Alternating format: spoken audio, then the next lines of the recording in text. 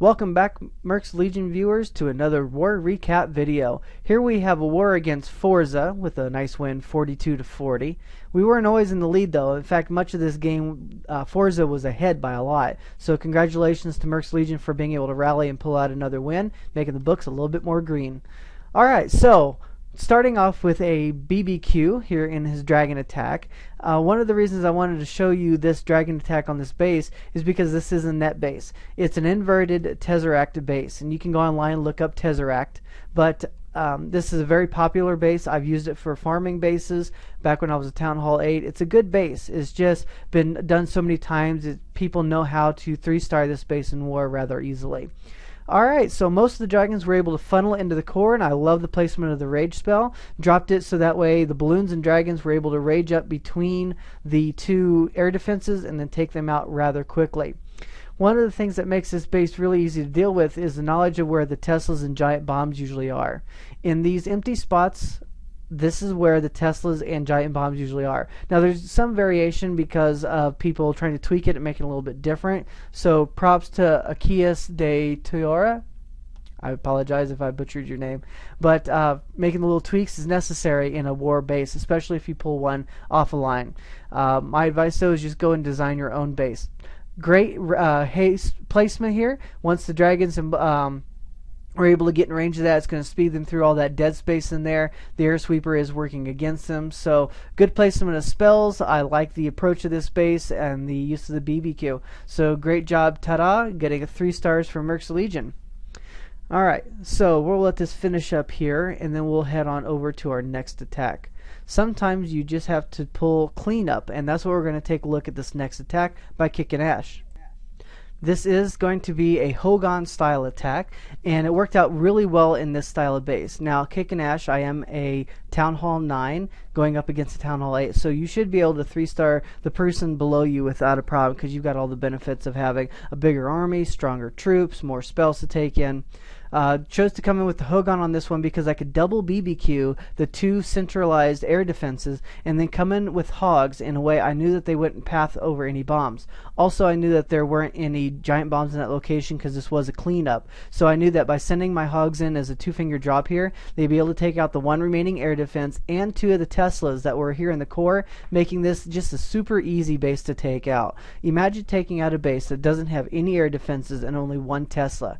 Yeah, that sounds really easy as a Town Hall 9. So if you have to pull cleanup, go ahead and do these really powerful attacks like this. Find a creative way to get in there and approach it from a Town Hall 8 perspective, but overpowered. Hogan works at Town Hall 8, but if you can come in with that extra 20 troop space, the extra spells, the stronger troops, do it. Alright, so we're just going to go ahead and let this attack wrap up real quick. It's on cleanup mode, and it's been on cleanup ever since the first 2 air defenses went down. So it's really hard to defend against this double BBQ Hogan style attack anymore. So we may have to get really creative as a Town Hall 8 player to create bases that, even though they double BBQ us, it's still going to be hard to take down the bases as a cleanup attack.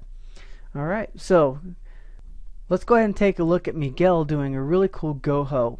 Now, one of the things in this attack you're going to see is a CC lure fail, and that's because a lot of the bases we're starting to see at Town Hall 9 have this really beautiful ring around the clan castle that the defenses are set up to be just outside of that clan castle radius, making the lures really hard. Sometimes you have to put a significant investment into getting the clan castle lure.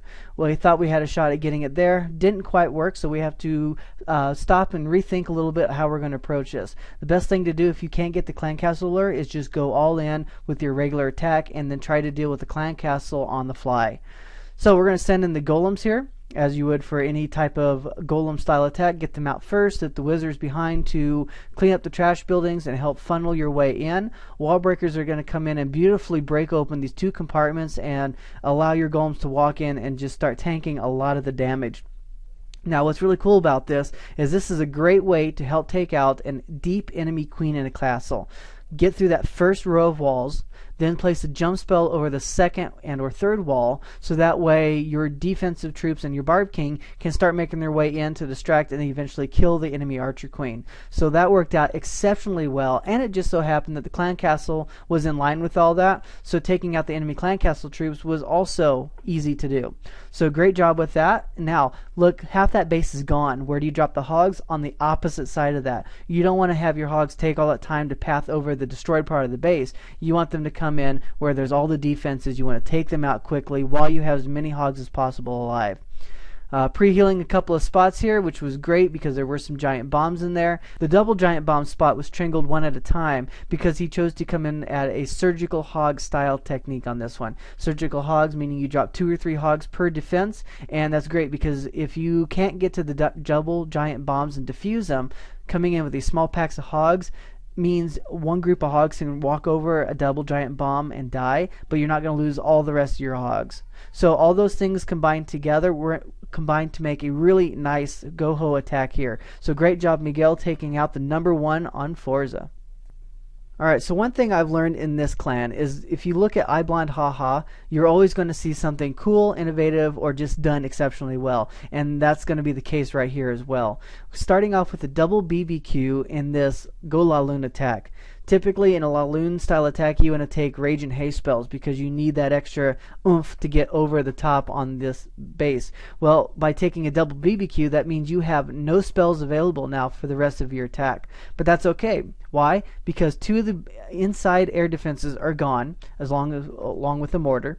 Over on the top right side, you're going to come in with the Golem, King, and Wizards to take out not just the enemy Archer Queen, but also an air defense, a Wizard Tower, and a Tesla, as well as get the enemy clan castle lure, which happened to be a hound in this one, and take all of that out without a problem. So you're really pulling double triple duty on this one. Remember, step 1 is get the clan castle lure and kill it. Step 2 is kill the enemy Archer Queen, and step 3 is do a secondary objective. Well, she did that in reverse order, but with all 3 of those things done, there is practically nothing left of this base to stop a Laloon based attack. Coming in with 1 Laloon per each air defense, and the third one out of the clan castle is just extra security. The balloons will come in and target the few remaining air targeting defenses that are out there, and this base is now looking like Swiss cheese, just all cut up, bunch of holes everywhere, and very few air targeting defenses remaining. We have 2 Wizard Towers and 1 Archer Tower at this point.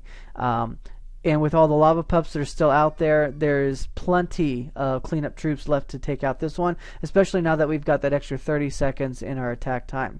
So excellent job by Todd-da, Kickin' Ash, Miguel, and iblondhaha coming in with some really great attacks here, and just making sure that the Mercs Legion comes out on top with all the 3-star victories that we can. Sorry, you hear my daughter in the background. Home for Christmas break, and she's loving it. So, has some great attacks in here. I hope you guys enjoyed this video. We're going to be coming out with lots of videos. We're going to try to put together a base building series here in the near future, especially now that we've got extra spells. We're going to have to tweak a lot of our bases. Don't forget to hit the like button at the bottom and subscribe to our YouTube channel. That way you can stay informed of all the latest videos from Mercs Legion as well as Mercs Rising. This is Eureka Havoc from Mercs Legion, reminding you to clash without fear. So, this is Eureka Havoc from Mercs Legion, helping you to clash without fear.